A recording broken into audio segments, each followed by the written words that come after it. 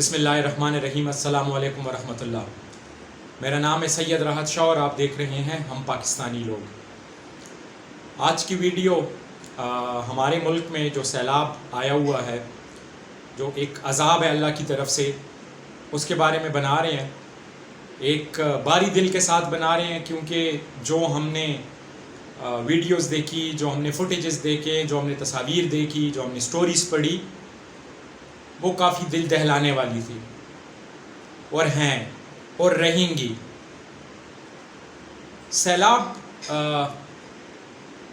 اور قدرتی آفات، ہمارا ایمان ہے کہ یہ اللہ تعالیٰ کی طرف سے آزمائش ہوتی ہے قوم کی۔ ہمارے قوم پہ ماضی میں بھی اس طرح کے حالات آتے رہے ہیں۔ اگر ہم 2005 کی بات کریں تو 2005 کا زلزلہ اس نے پورے قوم کو اکٹھا کیا تھا۔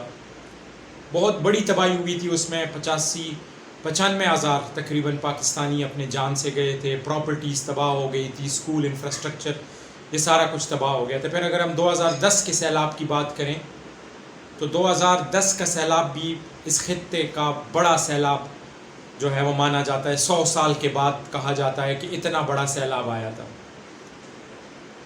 مسئلہ یہ ہے کہ یہ سیلاب آتے کیوں ہیں؟ ایک تو اس میں موسمیاتی تبدیلی یا تبدیلیاں جو ہے وہ ایک بڑا السر ہے کہ ہمارا جو خطہ ہے پاکستان اسپیشلی، یہ موسمیاتی تبدیلیوں کا مرکز اس کو کنسیڈر کیا جاتا ہے۔ دوسرا، ہماری کوتاہیاں بھی ہیں بینگ اے نیشن۔ ہم نے پچھلے 50 سال میں کوئی بڑا ڈیم تعمیر نہیں کیا کہ جس میں ہم پانی کو روک سکیں، وہ پانی جو بارشیں ہوتی ہیں اس میں ہم اس کو جمع کریں اور بعد میں اسی پانی کو ہم اپنے زراعت کے لیے یا باقی کاموں کے لیے جو ہے وہ ہم استعمال کریں۔ ہمارے مقابلے میں اگر ہم پڑوس میں دیکھ لیں تو بھارت میں ہمارے ملک کے مقابلے میں 3 گنا زیادہ بارشیں ہوئی ہیں اس دفعہ، لیکن ہمیں وہاں پہ اس طرح کی سچویشن نظر نہیں آتی کہ جس طرح کی سچویشن پاکستان میں ہے۔ ہاں، کچھ ڈیم بننا شروع ہوئے تھے پچھلے دور میں، اس پہ کافی ٹائم لگے گا، تقریباً 5 سے 10 سال کا عرصہ لگے گا، لیکن اس میں کنٹینیوٹی رہنی چاہیے، کیونکہ ہمیں اپنی غلطیوں سے سیکھ کے آگے جو ہے ان کے تدارک کا جو ہے وہ اہتمام کرنا چاہیے۔ اب اگر بات کریں کہ دینی حوالے سے اگر دیکھیں تو اگر ہم دیکھیں کہ قدرتی آفات کیوں آتے ہیں۔ ایک دفعہ حضرت موسیٰ علیہ السلام اللہ تعالیٰ سے ہم کلام ہوتے ہیں اور ان سے سوال کرتے ہیں کہ یا اللہ، آپ کے راضی اور ناراض ہونے کی کیا نشانیاں ہیں؟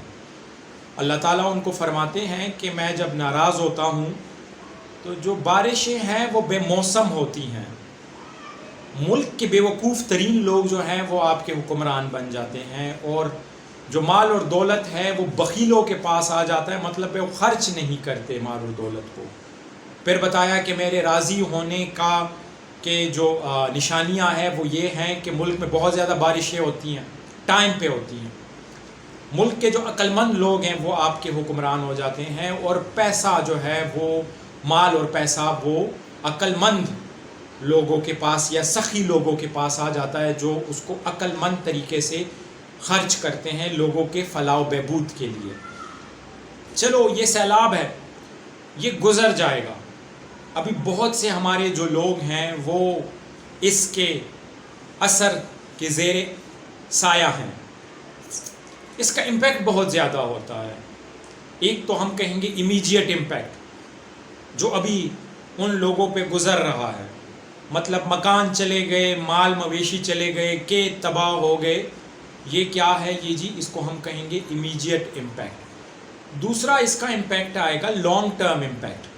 لانگ ٹرم امپیکٹ اس کا کچھ اس طریقے سے آئے گا کہ جو ذریعہ معاش تھا ان لوگوں کا وہ ختم ہو گیا ہے، گھر تباہ ہو گئے ہیں، مال مویشی مر چکے ہیں، ان کے پاس جو ہے اپنا کاروبار کرنے کے لیے پیسے نہیں ہیں، تو وہ اپنا گھر کیسے پالیں گے؟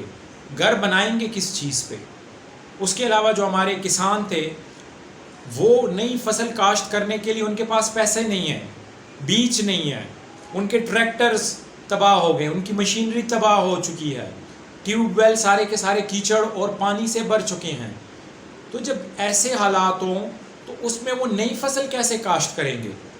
ایک امیجیٹ امپیکٹ ان لوگوں پہ بھی آ رہا ہے جو اس سے ڈائریکٹ متاثر نہیں ہوئے ہیں، یعنی اسلام آباد کا علاقہ کہہ لیں، یا آپ جو ہے وہ سینٹرل پنجاب کا علاقہ کہہ لیں، یا کے کے کچھ علاقے کہہ لیں، یا کراچی کہہ لیں، گوادر کہہ لیں، تو یہ ڈائریکٹلی ادھر یہ سیلاب کا جو ہے وہ اثر نہیں آیا، لیکن جو سپلائی چین ٹوٹ گئی ہے، جو آپ کی سبزیاں ختم ہو گئی ہیں، جو آپ کا پورٹ اور باقی شہروں کا جو رستہ ہے وہ بلاک ہو چکا ہے، اس کا امپیکٹ تو آئے گا۔ ایک امپیکٹ تو آلریڈی آ چکا ہے، آپ اگر اپنی سبزیوں کی قیمتیں دیکھ لیں تو وہ 3 سے 4 گنا بڑھ چکی ہیں۔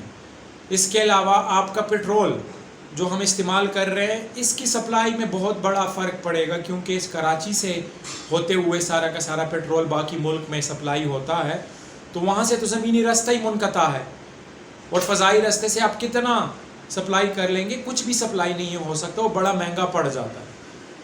ابھی سیلاب سندھ میں جو بلوچستان سے گیا تھا اس کی وجہ سے ڈوبا ہوا ہے۔ ابھی جو کے اور جو تربیلا ڈیم کے جو پانی کا اخراج ہوا ہے وہ ابھی پنجاب پہنچا ہے، اور جاتے جاتے وہ بھی سندھ میں ہی جائے گا۔ تو اس سے بہت بڑا جو ہے امپیکٹ آئے گا ہماری زندگیوں پہ۔ ضرورت اس بات کی ہے کہ ہم بحیثیت قوم استغفار پڑھیں، اللہ سے معافی مانگیں، اللہ کے سامنے جھکیں، گڑ گڑائیں اور معافی طلب کریں، کیونکہ یہ ہم سب کا، پوری قوم کی آزمائش ہے۔ یہ صرف ان لوگوں کی آزمائش نہیں ہے کہ جن کے اوپر یہ سیلاب ہو کے گزر گیا۔ تو استغفار پڑھیں، اس کے علاوہ صدقہ اور زکوٰۃ دیں ان لوگوں کے لیے جو ابھی اس میں مبتلا ہیں، جو ابھی اس تکلیف سے گزر رہے ہیں، ان کے لیے راشن، کپڑے، بسکٹ، دودھ، پانی، یہ چیزوں، خیمے، ان چیزوں کی ان کو اشد ضرورت ہے۔ ہر بندہ اپنے استطاعت کے مطابق جو ہے کنٹریبیوٹ کرے۔